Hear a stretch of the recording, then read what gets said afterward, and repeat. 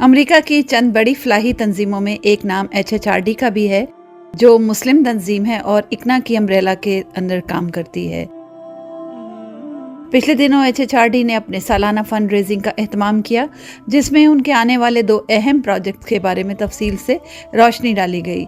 इनमें से एक प्रोग्राम स्किल डेवलपमेंट प्रोग्राम है और दूसरा गजा में मौजूद ह्यूमन क्राइसिस और उनकी मदद करने का प्रोग्राम है।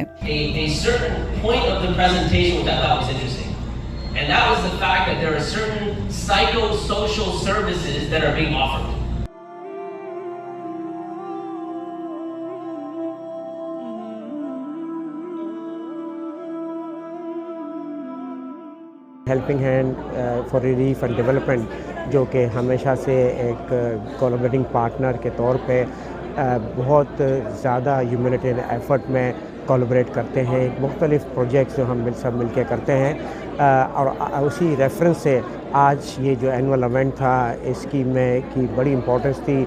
जो ह्यूमैनिटेरियन क्राइसिस हैं उनको ओवरकम करने में, मदद फराहम करने में जो ह्यूमैनिटी को ज़रूरत है।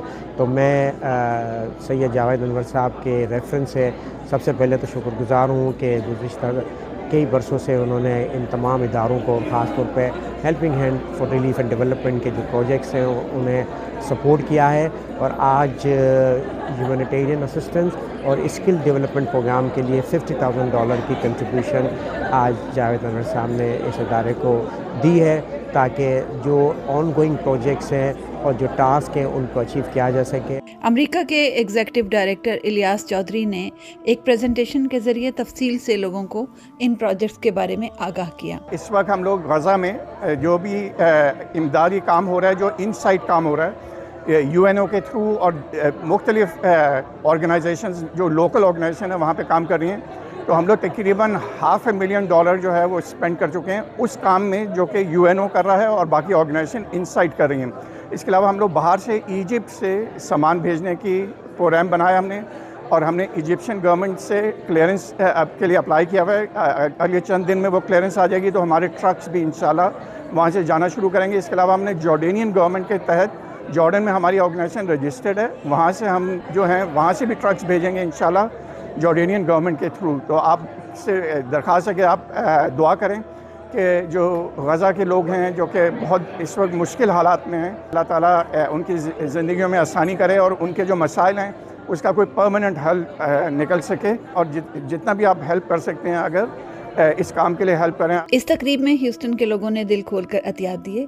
And today we are working to raise funds for our skills and development program and for the emergency happening, the genocide happening in Palestine. जो इस वक्त फ़लस्तीन में हालात हैं, उसकी वजह से ये बहुत ज़रूरी है कि हम तमाम मुसलमान और जो मुसलमान नहीं भी हैं, ह्यूमैनिटेरियन बेसिस पे जितने भी लोग इस कॉज को सपोर्ट कर सकते हैं करना चाहिए, क्योंकि फ़लस्तीन में जो हो रहा है वो इंतहाई काबिल मज़म्मत है।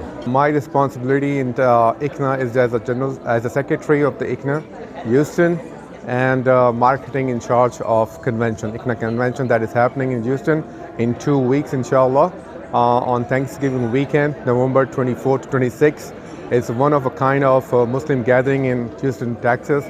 It's happening for all the families that are like to be united and strengthen our community. You must attend this program.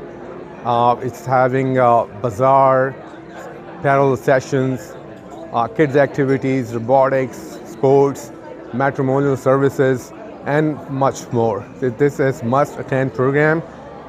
Please participate, spread the word out, and be part of it.